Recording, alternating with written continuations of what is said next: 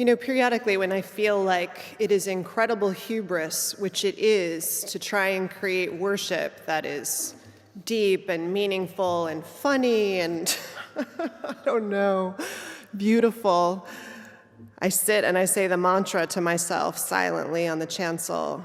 It is bigger than any one of us. It is bigger than any one of us. It is bigger than any one of us.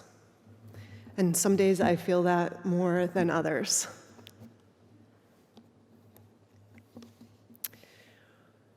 There is this deep hunger. I don't think I'm the only one who feels it for authenticity in the world right now. Maybe there's always been this desire for things that are demonstrably real, for leaders who do what they say they will, ministers who preach what they believe and then practice it. With so much marketing and spin, doublespeak, and truthiness, manufactured images, cultivated and curated personal brands, and everything disposable, uncertain, and unreliable, we hunger. Is it surprising for what is real? We are parched for it. For people, as Gwen Burens, John's wife, Gwen Burens once put it, people whose insides match their outsides. Coco Chanel once said, "Hard times arouse an instinctive desire for authenticity." Truer words from a more surprising source were never uttered. And we certainly have our own version of hard times right now, which I will not rehearse for you. Moreover, I think we all feel the draw ourselves to want and to hunger and to thirst for authenticity in ourselves. I was rereading Brené Brown's book, Daring Greatly, recently, and her studies of shame and herself as a self-proclaimed shameologist. If shame is the sense that if we were truly known, we would be rejected and unlovable, then authenticity maybe is the sense that we can be fully ourselves, honestly, who we are called to be, and the hope that that person would be loved and accepted. How many of us, I think, spend some time in our life, a good deal when it's all totaled up, risking exploring that voice that calls us to be more and more of who we think we really are. I think of a young woman I went to college with whose family wanted her to major in something practical. That was the deal in exchange for paying her tuition. She told them she majored in economics, but at graduation they saw her receive a degree in English. Ministry is filled with second career people who felt a call and didn't or couldn't answer it the first time. Some felt the call while part of a tradition that didn't show there was any place for them in religious leadership. But there are any number of reasons that we all hear and don't follow our hearts or cannot completely hear them and have to learn what they sound like over time. So the software engineer in a previous congregation I served took up belly dancing at 50. And the man who'd lived for 50 years of marriage with a wife after she died chose a man to marry and seemed so much more himself in that marriage. And the meek will start to speak up for ourselves, and the brash will find and claim our vulnerable voice. We all, as Lisa Nicole is fond of saying, and I love that she has pointed this out, we are all trans in some way, seeing ourselves differently than how the world sees us, and then working to have our insides match our outsides, risking again and again showing more of our real self to our loved ones, coming out in a myriad of ways to be the person we think we really are deep down and into the world. Life maybe is a kind of perpetual coming out. Some certainly more dramatic and some absolutely more dangerous than others. This topic, the whole of it, of what it might be, what might be on the table for us this morning, is of course far too big for one Sunday or one sermon, so let's just admit some failure before we walk out. But the beginning. We are here because, as you have heard, people are dying, taking their own lives, being murdered. Claire pointed out that the transgender deaths in ICE custody represent 2% of the people in custody, but 9% of the deaths. And then there's the shame of coming out, of being who you're called to be. So many reasons to be here in this time we're called to awareness. It didn't occur to me for all my growing up that someone could feel trapped in the wrong body. Sure, I was an awkwardly tall young girl, the only girl often on the court playing whatever sport was up for being played, but I was okay being a girl, especially and as long as I had space to define what that kind of girl could be. My body, my outsides, you might say, fit my feelings and self-conception just fine. I looked down and I saw a companion who'd been well chosen for me by the lottery of genetics and epigenetics. It was only when I served as the chair of the regional subcommittee for the Ministerial Fellowship Committee, this group that interviewed seminarians halfway through their training, that I had a door open to something I had never fully seen or understood. Because in our role of interviewing seminarians, being a cheerleader and a guide, we needed to be prepared, you might say, as prepared as we could be for whoever would walk through the door. And our denomination was increasingly seeing trans people preparing for ministry. And so they scheduled for us a training. We were to work with Jamison Green. Green's female-to-male transition was fairly well documented in his own book, Becoming a Visible Man, and he's featured in any number of documentaries, and he's an activist for accessibility to medical care, civil rights, understanding and legal protections for trans folks. So we read his book and we met with him June of that year. Short of stature and ruggedly good-looking, personable and whip-smart, Jamie was a guide to at least some understanding of what our trans siblings faced and how we could make our lay and ordained ministries and our churches and communities more welcoming and safe and supportive. I remember in his book, Jamie talking about this sense, long-standing and lingering, inescapable over time, of being caught, trapped in the wrong body, of the dysphoria which nothing would make go away. Partnered with a wife in a lesbian relationship, parenting a small daughter with his wife pregnant with their second child on the way, Jamison makes the decision to transition. And he talked of the stages for him of that decision, the euphoria that set in when he first makes it. A self-focus, he says, that he sees as common for people who've spent so much of their lives trying to conform to what others want and need them to be, that there is this incredible liberation and joy to be free from all of that and stepping into your own expectations. He walks his reader through the surgical choices, at least as they existed in 2004, when I believe the book was published, of hormones and their effects, of a second adolescence he goes through as he describes it, as he learns to be a man the way as a teenager he learned to be a woman. And he talks at length about the personal fallout and challenges.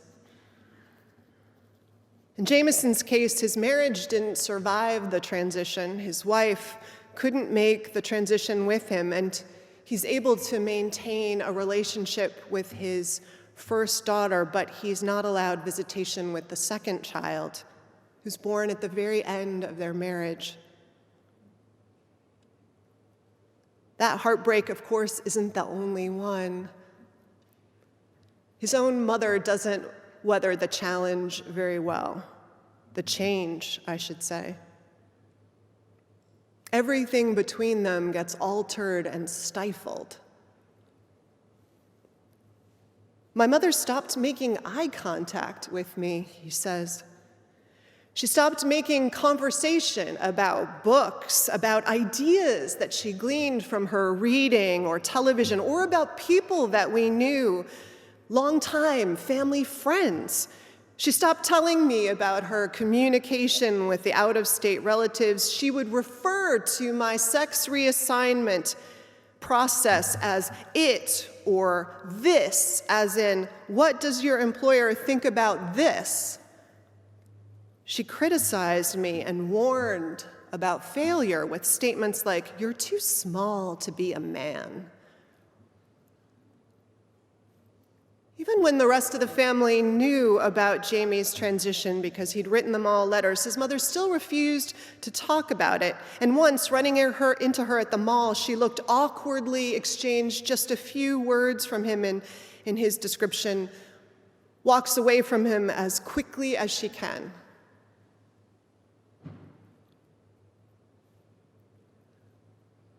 But in Jameson Green's experience, the rest of the family was welcoming of the news. Aunts wrote to say how proud they were of him, and cousins wrote to reassure him of their continued affection. And there were unplanned moments, too, in this coming out that went beautifully.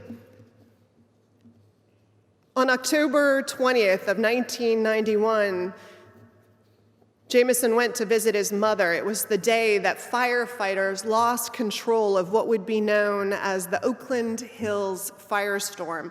Embers started to float in the air along with helicopters circling above, while loudspeakers announced the need to evacuate the area. As Jamie helped his mother to pack up her belongings from the house that she didn't know if she would even ever visit again, there was a knock at the door, and a neighbor from across the street was there offering help and also asking for it.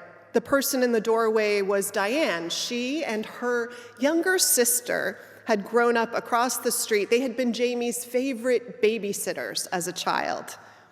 They'd known him since he was in diapers, and when the door opened, Diane looked and said Jamie's brother's name with a question mark at the end. "Nope, it's Jamie," he answered. "I've been through a few changes." "Yes, I see you have," she smiled. And she offered to take his mother to somewhere safe, but since he had that in hand, they didn't need to pack his mother up with Diane, but then she asked for help with her father, who was struggling with congestive heart failure and whom she needed to get into the car. Once in the house, they ran into Mary, Diane's mom, who also got the very quick coming out announcement amidst embers and sirens. A few minutes later, they all rendezvous in the hall, and Green tells of one of the sweetest moments in his coming out. He says, "Mary looked me in the eye and said, 'Isn't it a blessing when the Lord shows us the path to who we really are?'" And he thanks her, and they hug. "Loneliness is the mark of difference," Green writes. Breaking gender can make us into proud rebels, defiant contraries, or rugged individualists for whom loneliness is an emblem of courage and determination. Where others are praised for self-determination, he notes, we are subject to vilification and ridicule. Are we supposed to feel guilty? Many of us do struggle with terrible guilt over just the act of saying who we are. How dare we take up so much social space by making ourselves a confrontation for others whose lives were just fine before we came along? What seems obvious reading Green's story and others is that people who can see across the differences or changes, who can see the beauty of someone who the Lord has shown the path to who they really are, as Mary, the neighbor, says, we can be lifelines. A welcoming person or a welcoming community can be like the ropes I heard that folks used to tie between the back door and the barn door in the Midwest during snowstorms. So when there's no visibility at all, you can still find your way home. And that's especially true for our trans siblings. But really, people and community playing that role, that's vital for us all. Martin Buber, in his Tales of the Hasidim, tells of this moment. Before his death, Buber wrote, Rabbi Zusia said, "In the coming world, they will not ask me, 'Why were you not Moses?' They will ask me, 'Why were you not Zusia?'" We all are going to have to answer for and answer to that question. We're going to be held accountable for who it is we were meant to be. Did we get to the place where we listened hard enough and had the courage to make sure our insides matched our outsides? Did we risk the journey home to ourselves? And it is true that the answer and living it is harder and more dangerous for some than for others, which is why we are here today, in part. And so, craving a world of authenticity, my friends, we have to do our part to make it so. First, by daring to live it ourselves, if we aren't already, in ways small and large, acts of risk and coming out, and second, making it safe for others to do the same. To use Eli's words, pull those off the rocky shoulder, someplace more secure, and then offer one another companionship along the way. And so we, with luck and determination, love and courage, will build a world in which people are more free to be themselves, and us too, and loved as ourselves. So blessings on us all in lives of risk and companionship with others in the journey, accompaniment, courage. May we help see and live and protect the way. For truly we live, Jameson Green said, speaking of what trans people offer the world, we live the dreams that others are afraid to live. or perhaps even to dream. May we dream.